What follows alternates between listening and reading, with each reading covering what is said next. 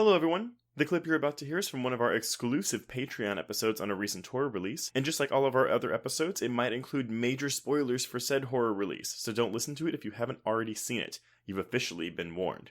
And if you'd like to hear the full episode, just head on over to patreon.com/horrorqueers and subscribe today. Without further ado, here is your exclusive Patreon clip.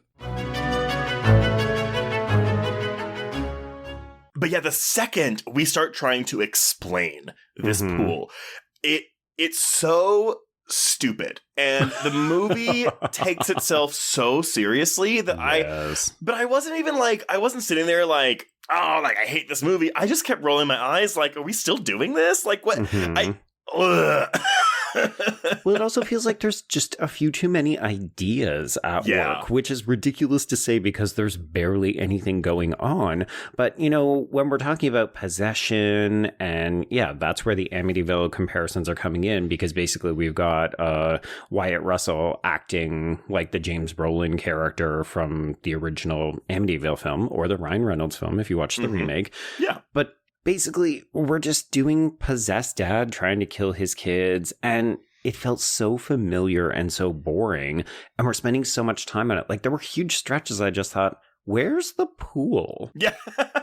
Yeah, the second Russell gets possessed, I thought the exact same thing. I was like, oh, we're doing like Amityville Horror, or we're doing The Shining, but with a pool. There's also a couple, like, I feel like the opening is almost an homage to Jaws with like the way this girl gets thrashed around. Or It, yeah. I think there's a couple, like, honestly, at the end of the day, I can take a stupid movie with a stupid premise that takes itself seriously. Sure. Because that's camp, right?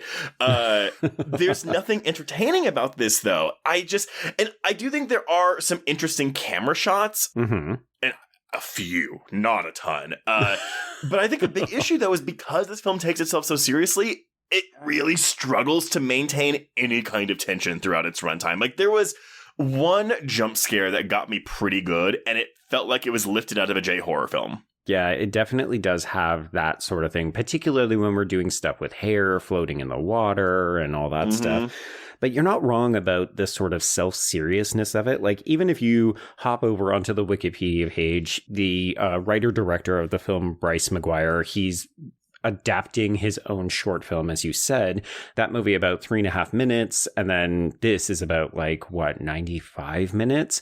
But it's kind of wild to read some of the interviews that he's done about, he grew up in Florida and there's such this reverence for the water because it's so dangerous, and he saw Jaws at an early age, and he's referencing Poltergeist, and he's saying all the right things, but then you watch the film and you're just like, I don't know, this feels a little bit amateur hour. We can't even craft good scares. The family stuff is good, but I feel like it's actually more of a testament to Russell and Condon as the parents. The kids are also actually pretty good, but anytime the movie dips into horror, that's where it gets really boring, really repetitive, very familiar, not at all interesting.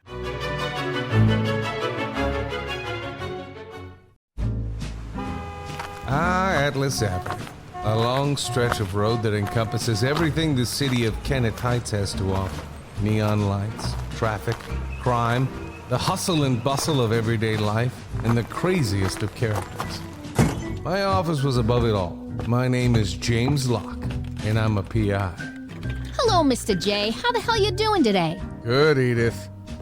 Nearly every year I have a new case. New people to meet, new clues to discover, and new problems to solve. But I do it the old-fashioned way. No technology.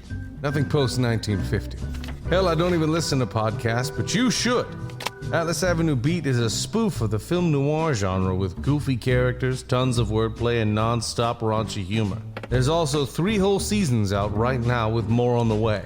Just search for Atlas Avenue Beat wherever you listen to podcasts or visit us online at bloody.fm.